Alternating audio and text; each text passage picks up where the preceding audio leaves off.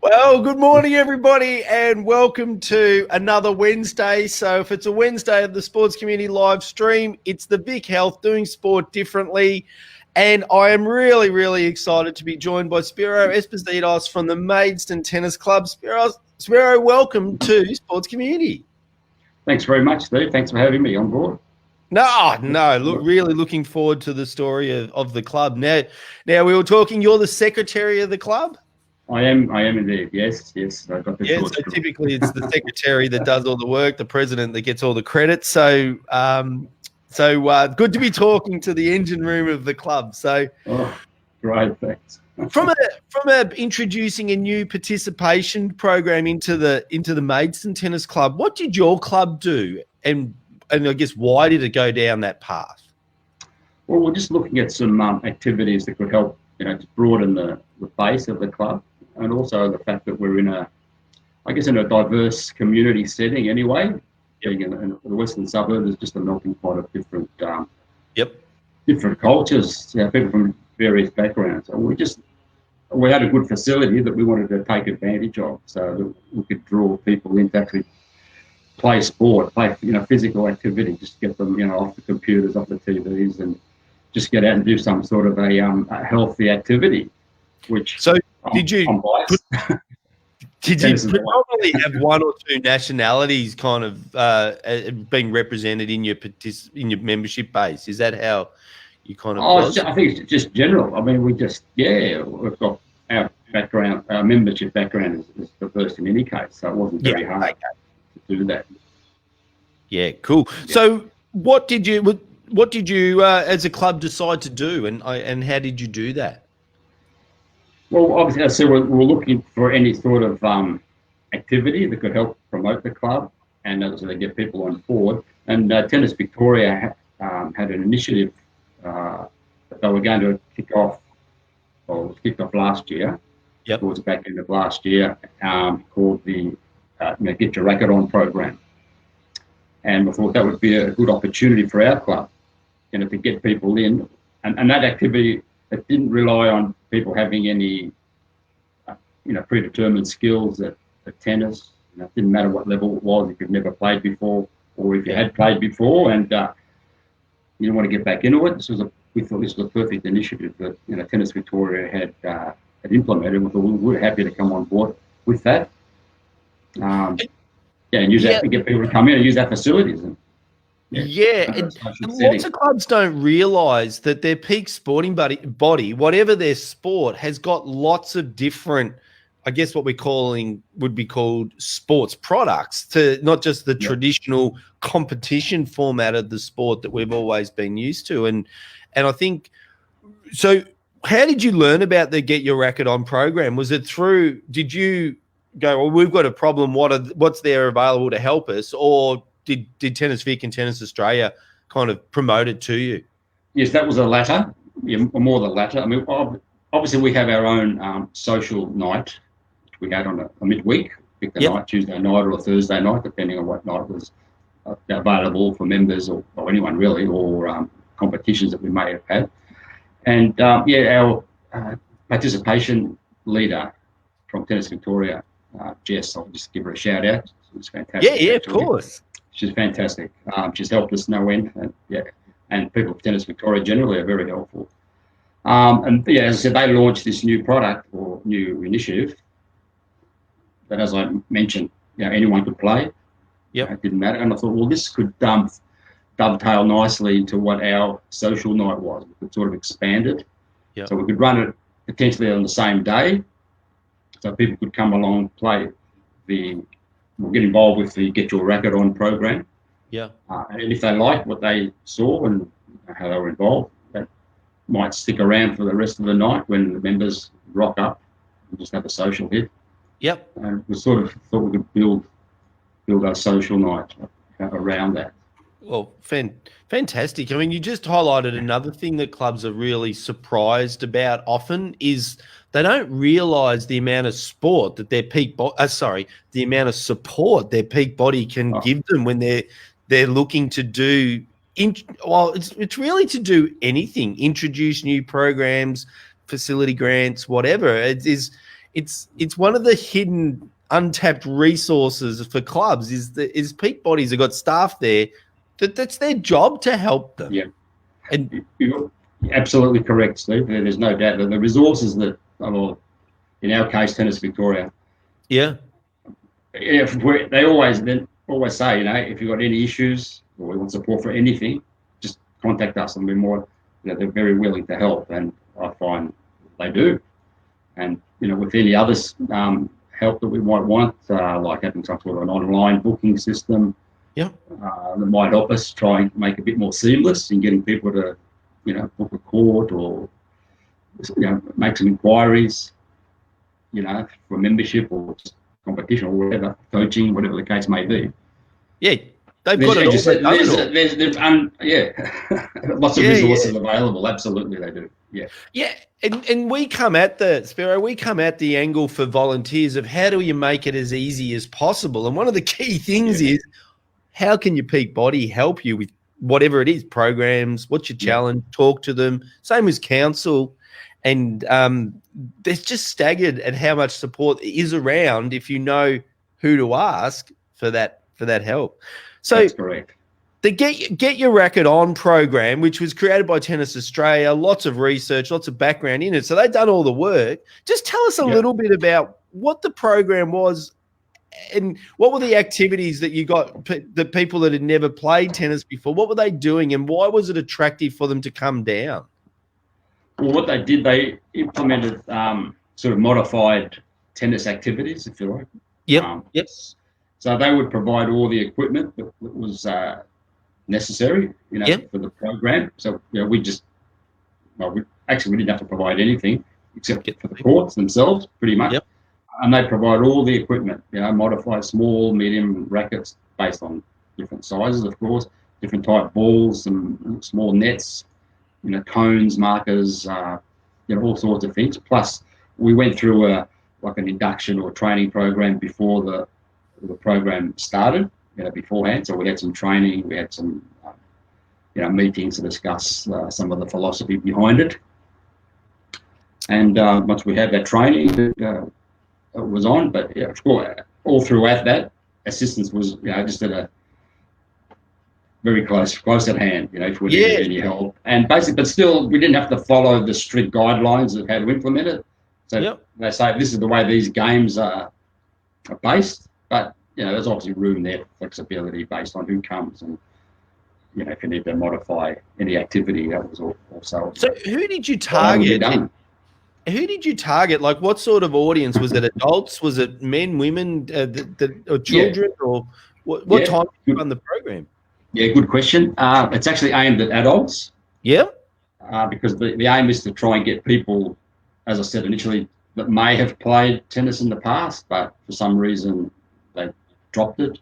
Myriad of reasons. People they grow up, they go off and do other things, they go to school, they get married, they play other sport, they just can't be bothered, everything. And it was mainly targeted at those people.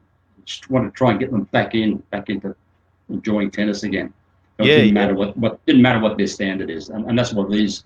I'll just give you a little brochure that we've got that we had. Yeah, cool. So as you can see, it's got a theme there, a bit of a fun activity.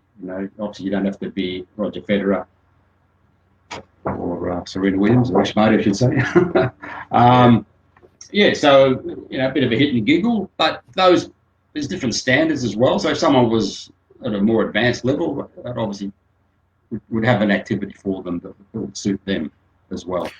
So how did you go? Of course, it would dovetail in with our social night after this activity would finish, and then if they wanted to have a more serious hit, then we'd be able to facilitate that as well. Yeah, fantastic, and that's important. And we'll cover that off in the principles of what good program design. At the end, how did you recruit these people? Well, we used any means that we could have, so through social media, I guess. So we've got our Facebook page, we've promoted on that. So again, there was some resources available by Tennis Victoria, like the poster I just showed you. There was online versions of that sort of information. And we just promoted through that, through word of mouth, through through the school. Our courts are located at a school, Yeah. primary school. So we push it out that way. So to the teachers, parents, just the local community as well. Yeah, fantastic. Karina, we've just been comments come through there. Spiro, Karina from officers. So I'm not down the road from Mornington, but not too far. Very interested in this as a fellow. Mornington's where I am, not where your club is. Oh, okay, yeah. Very interested in as a fellow tennis club at Officer. Love the concept of Get Your Racquet On. So, Karina, thanks for joining us. Any questions that you've got about this that you would like to ask Spiro, just put them into the comments. For anyone else that's watching, welcome to you as well. Put something into the comments, even if it's just to say hello. Good.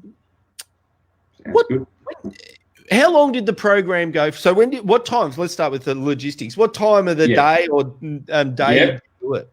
We indicated that it was going to run on Thursday nights. Yes. From 7 p.m. So effectively you'd have, we think now, it was 1 hour on court, roughly. 1 hour of tennis activity, physical activity, or various activities, not just one. But we'd be rotating around various stations, if you like. And then after that, people would go in and have a bit of socialising in the clubhouse, some nibblies, some food and drink, an opportunity just to socialise together and just have a chin wag, basically, and try and get to know each other. So people didn't know each other.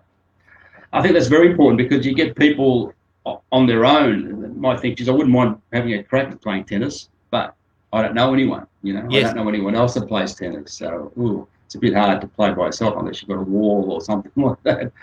So, we've got a few people that came down initially and complete strangers, and to us, of course, as well, to each other, but they'd mingle pretty well and have a good, good chat about anything. It doesn't have to be tennis. They talk about anything. Yeah. It's just a matter of getting people together and fostering that sense of friendship. And so when they're socialising, you've then got the social tennis going on in the background and they're seeing it and we feel comfortable meeting the players as they're rolling in and out and that sort of thing as well. Absolutely. Exactly right. So it's good. It just brings life to the club. We just wanted something to generate some life and activity. I mean, if I go back historically to when we first started with, it was just myself and John, our treasurer. I remember one day we were just sitting in the clubhouse I think it was Tuesday night at the time. And we're just sitting, we had the floodlights all turned on. We had to make it look like, there's a tennis club here. And we're just staring out into the courts and there was no one around, you could hear crickets. So it was thought, what are we doing? Are we wasting our time? Maybe it wasn't such a good idea to take over the activities and try to run a club. But eventually things started to pick up. Yeah, and, now it's worthwhile. We've got people, being involved. Well, I'll ask about the challenges in just a moment. But Karina asked, did a coach or a club member run the tennis activities? Actually, a club member. So actually it was myself and John, our treasurer, and Billy as well, our president. So volunteers. That when Tennis Victoria set it up, they said yes, it'd be ideally yes, you could have a tennis coach that could do it, but it's a bit of an imposition to have the club coaches being involved because they've got their own programs, and then to get them to stick around to do an additional one was probably a big ask. Yep. But as I said, we got the instructions. We got the coaching done by Tennis Victoria. The training, they put us through. We went on court and we ran through all the activities, and they gave us a lot of information, a lot of handbooks and whatnot. So we just conducted them, and as I said, if we sort of forgot, the step by step, we could improvise. Didn't matter. And so it didn't matter because people were having fun, and no one knows what the format is, so, and it's all new to everyone. Well, so before I ask about the challenges, I was going to ask, as a volunteer, but not a coach, how'd you go? Did you enjoy that side of it, doing that, bringing people in? It's a little bit daunting, trying to follow all those, trying to remember the instructions, but luckily, John was able to help as well, so there was more than one of us. So we would sort of help each other. You've got to do this activity now, and this is how you do it. And as I said, it was a learning curve. Yeah. But it was fun. And the people that participate, they don't know exactly. They're just going to follow what you tell them, Yeah, and yeah. you can modify it as you go along. You know. Yeah, absolutely. So how many still people hard. did you get to come to the sessions, and how long was the series for? Yeah, well, we were going to start in February. It did start in February. I'm just having a look at my dates here again. Yeah, 6th of Feb. So it was meant to start. Well, we decided to start it after the Australian Open. Of course, makes Take sense. advantage of, Yep. people get excited, tennis is on, forefront of their minds. So they, Yeah. we thought we'd take advantage of that. So that was good. I think we might have got about 8 people on the first session, which was really good. Because you never know if anyone's going to turn up or not. Yeah, But, great. so we got about 7 or 8, I think, from memory, and that was really good. And that was about the average, yeah. So has it grown from that time, or that's just created a nice basis to come move forward? Yes. Well, yeah, created a basis. It was going okay, but of course, in March we had COVID. Yeah, we had to pull the plug on it. Yeah, because we couldn't. Obviously we couldn't do it. So we couldn't do any formal activity like that. So what challenges did you, I guess, encounter? Like when you first made the decision, we've got to, you're gazing out over the floodlit courts and looks beautiful. And from that moment on, what were the challenges that you encountered before you through this program, I guess, if any? Well, I guess you don't know what you're going to charge. Yep. I guess we're going to figure what's a reasonable price point. You have to be mindful of the demographic as well. So, what people can think is a reasonable price to participate. Yes. That was a bit of a challenge, but I think in the end we basically threw open the gates to get people on board. Yeah. Pretty much. Minimal for that. Minimal. Yeah, just made it some sort of a voluntary fee if they wanted to pay just a but the fact amount. That Tennis Australia had done a lot of the work, I guess, and Tennis Victoria in that implementation made it a lot easier for you to take advantage of the work that they'd done. Correct. That's right. So because we had the equipment already, it